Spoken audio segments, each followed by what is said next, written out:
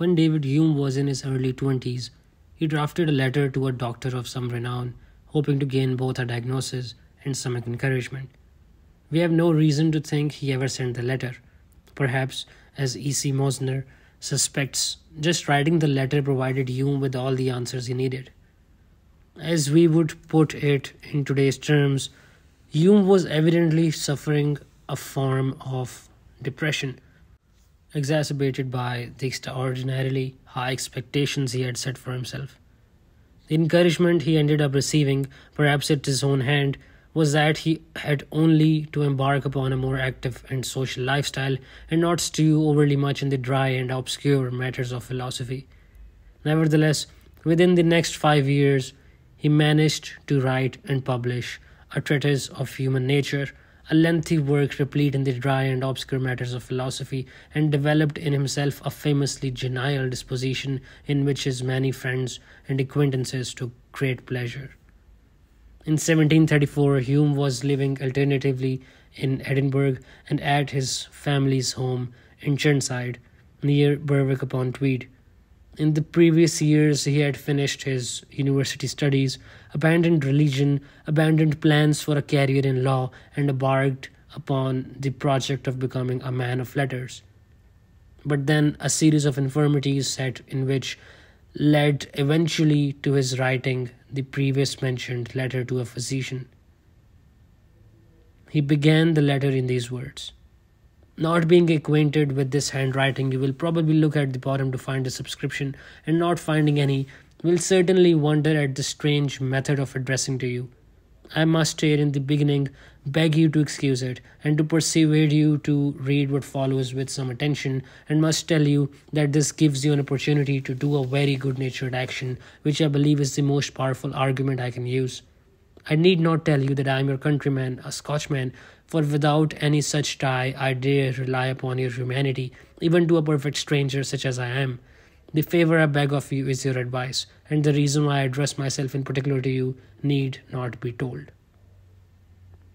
In this letter, Hume provides a careful account of his intellectual and physical development. He remarks that he discovered his inclination to books of reasoning and philosophy when he was in his mid-teens.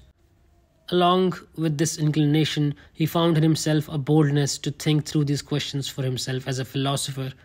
But after 3 or 4 years of this effort, his ardour was suddenly extinguished. He found that his efforts to fashion himself into a philosopher were useless and ineffectual.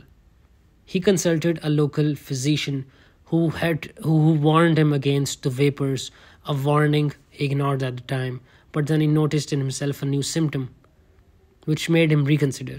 He returned to the physician, who laughed and told Hume I was now a brother, for that I had fairly caught the disease of the learned, a clear reference to melancholy. Hume was still not convinced of the diagnosis, since he did not experience any lowness of spirit, but he began a daily regimen of bitters, anti-hysteric pills, a pint of claret, and 8 to 10 miles of horseback riding. Over the course of 7 months, the new lifestyle seemed to help him. Thereafter, he maintained a regular diet, reduced his riding to 2 or 3 times a week, and walked every day. His appetite then suddenly increased, and he gained a few pounds and a cheerful countenance. While maintaining this health regimen, he returned to his philosophical studies. He now believed himself capable of making progress where previous philosophers had failed, by turning his attention to a careful study of human nature. He said in regarding this that he scribbled many a quire of paper in which there is nothing contained but my own inventions. And so it seemed his youthful ardour for philosophy had returned. He says, having now time and leisure to cool my inflamed imaginations, I began to consider seriously how I should proceed in my philosophical inquiries. I found that the moral philosophy transmitted to us by antiquity laboured under the same inconvenience that has been found in their natural philosophy, of being entirely hypothetical and depending more upon invention than experience. Everyone consulted his fancy in erecting schemes of virtue and of happiness without regarding human nature, upon which every moral conclusion must depend. This, therefore, I resolved to make my principal study, and the source from which I would derive every truth and criticism as well as morality. But now he encountered a new problem, which was the occasion of this letter. He knew he had to assemble his writings into a coherent work, but found himself unable to do so. His problem, he believed, was not lowness of spirits, but a weakness. He says that he paused his study for a while in these words: being sensible that all my philosophy would never have made me contented in my present situation, I began to rouse up myself, and being encouraged by instances of recovery from worse degrees of this distemper, as well as by the assurances of my physicians, I began to think of something more effectual than I had hitherto tried. I found that as there are two things very bad for this distemper, study and idleness, so there are two things very good, business and diversion, and that my whole time was spent between the bad, with little or no share of the good. For this reason, I resolved to seek out a more active life, and though I could not quit my pretensions in learning, but with my last breath to lay them aside for some time, in order the more effectually to resume them. He was at the point of giving up on the pretensions of the learned, at least for the time being, and turning instead towards the more active life of a merchant.